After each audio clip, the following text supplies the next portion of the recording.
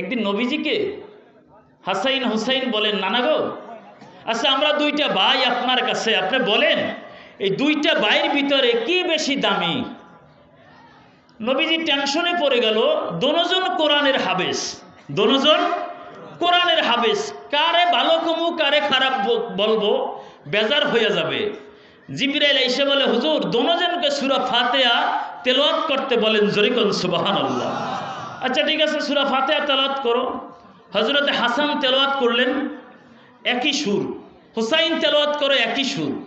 এখন নবী কারে এক দিব কারে দুই দিব, কে খুশি কে বেজার? তাওরীতে শানের মধ্যে আসছেন, মৌলুদ আরসির মধ্যে আসছেন। আমার হুজুর টেনশনে পড়ে গেল। জিবরাইল আইসা বলে, হুজুর কোনো টেনশনের কোনো প্রয়োজন নাই, আল্লাহ বলছে দোনোটা ছেলে আল্লাহর কাছে একই সম্মানিত।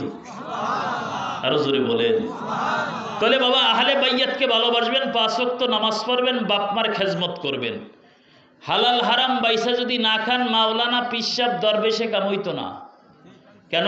আগের মানুষ নামাজ না পড়লেও হালাল হারাম বাইসা খাইতো, আর আমরা হারাম দেখলে হুশ থাকে না, ফতুয়া উলাইয়া দেই, ঠিক কি না?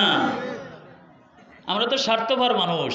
টাকার বান্ডিল দেখলে হাই রে দোয়া, টাকা যদি 50 টাকা দেয় মিলাদ পড়া বেদাত, দোয়াও করা হারাম, আছে কি না? দেশে যদি কোনো মহিলা যায় কবরস্থানে জিয়ারত করতে, আমরা আলেমরা কব মহিলারা যাওন যাইব না, আসেনি? এই কথা বল না কা? যদি বনানি কোনো যদি সোনার দুলাল, বড় লোকের দুলাল মারা যায়, পুলিশ গার্ড সেনাবাহিনী যাইয়া দোয়া করে মহিলারা কয়েক হাজার, হেয়ানে ফতুয়া দিলে আড্ডি ভেঙে লেব, ঠিক কি না? আমার জন্য যেই ফতুয়া হেগলিগতে হেই ফতুয়াই, ঠিক কি না? আমার জন্য যেই শুয়ারের গোস্ত খাওয়া হারাম, গাউসে পাকের জন্য মসলা হিসাব করে দিও মোল্লা। আমরা নবীর উম্মত। আমি অনেক সময় বলি আমারে মানার দরকার নাই, অন্য হুজুর মানারও দরকার নাই। বাপ দাদা যাদেরকে মানছে তাদেরকে ফলো করেন, হেদায়েতের রাস্তা পাইবেন। কারণ আমাকে হুজুরের মধ্যে গন্ডগোল। এখন নামাজের পর মোনাজাত নাই, কবর জিয়ারত বাবার জন্য কর্ম তাও নাই। বাবা মারা গেছে, কয়েকজন আলেম এনে খাওয়ামো, বেদাত। 4 দিনে কর্ম শিরক। তাহলে হুজুর এখন কি করবো? বাপ মার সোয়াব লাগবে তো। কয় আমার মাদ্রাসায় এতিম পোলাপানের খাওয়া সোয়াব ড্রেজারের পাইপ দিয়া কবরে যাইতাস। কি পাইপ দিয়া? ড্রেজারের পাইপ দিয়া। তাহলে এই মাসলাটা শেষ করে আমি বলে দিলাম, নবীজির জলিল কদর সাহাবী হযরতে মাসুদ, নাম কি? মাসুদ রাদিয়াল্লাহু তাআলা বলে, হুজুর যুদ্ধের ময়দানে আমি গেছিলাম, আপনি পাঠাইছেন, আমার মা মারা গেছে, এখন আমি আসছি, আমার মার জন্য কি করতে পারি? এই কথা যখন বললেন, নবীজি বলে, রাস্তার মধ্যে একটা টিউবওয়েল বসাইয়া দাও। ইয়া রাসূলুল্লাহ, টিউবওয়েল বসাইলে কি হবে? কয় পথিকরা যত মানুষ যাবে পানি খাবে, তোমার মার কবরে আল্লাহ সওয়াব পৌঁছাইয়া দিবে। আরো জোরে বলেন। আচ্ছা, রাস্তার মধ্যে যদি টিউবওয়েল বসাইয়া দিয়া পানি খাওয়াইলে সওয়াব যাইতারে, গ্রামের গরিব মানুষেরে খাওয়াইয়া আলেম ওলামাইনা করলা বাজি, তারপর গরুর গোস্ত, মাছ, ডাল, ফিন্নি খাওয়াইয়া দোয়া কইরা দিলে এটা কবিরা গুনাহ, ঠিক না?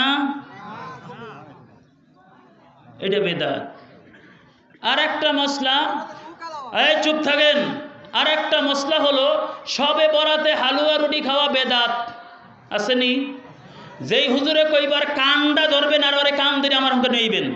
আমার রুমে যে কিতাব আছে, অনেক মাদ্রাসায় এই কিতাব নাই। সবে বরাত, আমার কথা আগে বুঝেন। আচ্ছা, অন্য মাসে যদি রুটি হালুয়া খাওয়া জাহেজ হয়, সবে বরাতের দিন খাইলে হারাম হইব গা, বেদাত হইব গা? আমি এই বলদের বাচ্চা করে কি ফতুয়া দেব? অন্য মাসে খাইলে রুটি হালুয়া জাহেজ, সবে বরাতের দিন খাওয়া হারাম, বেদাত। জীবনও তো পড়ালেখা করে নাই, ভিক্ষা খাইয়া পড়ালেখা করছে, কিতাব কিনবো কেমনে? একটা কিতাবের দাম বাংলাদেশের 20,000 টাকা। তাওরীতে সান 22 খণ্ড মিয়া, বেতন পায় 7,000, কিতাব কিনবো না আর সংসার চালাবো। আর হেইটাই যদি কয় সবে বরাতে হালুয়া খাওন যাইতো না, গাদা তুই কিতাব পড়স নাই, তুই চুপ থাইস, সমাজ নষ্ট করা যাবে। এই পর্যন্ত যে আলোচনা করেছি, আমি সবাইকে আমল করার তৌফিক দান করুক। সবাই বলুন আমিন। আসসালামু আলাইকুম ওয়া রাহমাতুল্লাহি ওয়া বারাকাতুহু।